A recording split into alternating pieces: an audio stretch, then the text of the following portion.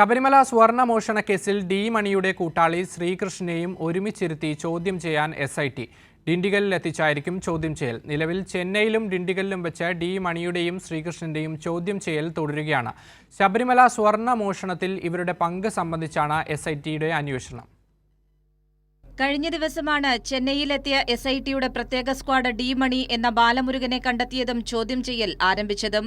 ചെന്നൈയിൽ വെച്ച് ഡയമണ്ട് മണിയുടെ ചോദ്യം ചെയ്യൽ തുടരുന്ന ഘട്ടത്തിൽ തന്നെയാണ് ഇയാളുടെ കൂട്ടാളി ശ്രീ കൃഷ്ണനെ SITയുടെ മറ്റൊരു സംഘം കണ്ടെത്തിയതും ചോദ്യം ചെയ്യൽ ആരംഭിച്ചതും. തമിഴ്നാട് ഡിണ്ടിഗലിൽ വെച്ചാണ് കൃഷ്ണന്റെ ചോദ്യം ചെയ്യൽ. വിഗ്രഹക്കടത്തിൽ ഇയാൾക്കും പങ്കുണ്ട് എന്ന് വിദേശ വ്യവസായി മൊഴി നൽകിയിരുന്നു. അതിന്റെ അടിസ്ഥാനത്തിലാണ് ഇരുവരുടെയും ചോദ്യം ചെയ്യൽ തുടരുന്നത്. മണിയെയും കൃഷ്ണനെയും ഒരുമിച്ചിരുത്തി ചോദ്യം ചെയ്യാനാണ് SITയുടെ അടുത്ത നീക്കം. ഇതിനായി ഡി മണിയെ ഡിണ്ടിഗലിൽ എത്തിക്കും. ശ്രീ കൃഷ്ണന്റെ മുൻകാല കേസുകളുടെ വിവരങ്ങളും പ്രത്യേക അന്വേഷണ സംഘം പരിശോധിക്കുന്നുണ്ട്.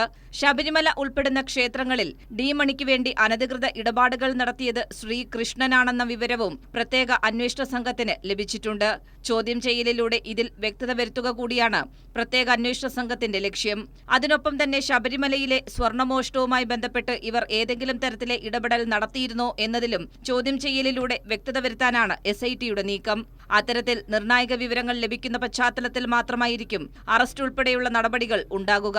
ഡി മണിയുടെയും ശ്രീകൃഷ്ണന്റെയും ചോദ്യം ചെയ്യലിൽ ലഭിക്കുന്ന വിവരത്തിന്റെ അടിസ്ഥാനത്തിൽ കേസിലെ മുഖ്യപ്രതി ഉണ്ണികൃഷ്ണൻ പോറ്റിയെ SIT ജയിലിലെത്തി വീണ്ടും ചോദ്യം ചെയ്യും. കൈരളി ന്യൂസ്, തിരുവനന്തപുരം.